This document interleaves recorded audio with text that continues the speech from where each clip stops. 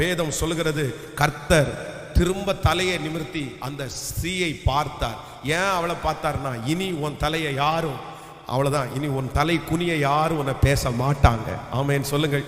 அந்த சம்பவம் எனக்கு ரொம்ப ஆச்சரியமா இருந்துச்சு. பாருங்களேன், ஒரு சகோதரி தலை குனிஞ்சிருக்காங்க, எல்லாரும் தலை நிமிர்ந்திருக்காங்க. அப்போ ஆண்டவருடைய எழுதிட்டே சொல்றாரு, உங்களில் எவன் பாவம் இல்லாதவனோ.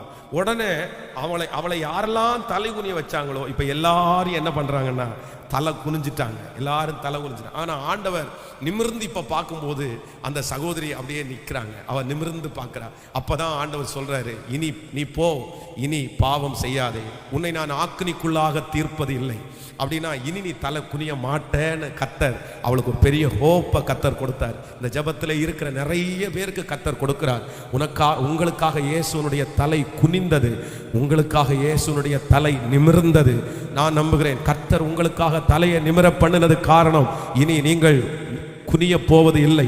நிமிர்ந்த தலையை இனி கர்த்தர் குனிய விட மாட்டார். ஒருவேளை நீங்கள் நினைக்கலாம், பாஸ்டர் நான் மறுபடியும் தலை குனிந்து விடுவேனோ, தலை குனிந்து விடுவேனோ, இன்றைக்கு தான் கொஞ்சம் நான் தலையை எடுத்திருக்கிறேன், அப்படியே நிமிர்ந்து நான் நடக்கிறேன், ஆனால் எனக்கு பயமா இருக்குது, இவங்க எல்லாரும் சேர்ந்து என்னை தலை குனிய பண்ணுவார்களோ, நான் ஜெயிக்க மாட்டேனோ, 1000 எண்ணம் உங்களுக்குள்ள ஓடினாலும் என் மீட்பர் இனி ஒரு விசை உன் தலையை, ஹல்லேலூயா, கர்த்தர் குனிய விட மாட்டார். நீங்கள் பாவம் செய்து ஒருவேளை உங்கள் தலை குனிஞ்சாலே தவிர கர்த்தர் உங்களை தலை குனிய விடவே மாட்டார்.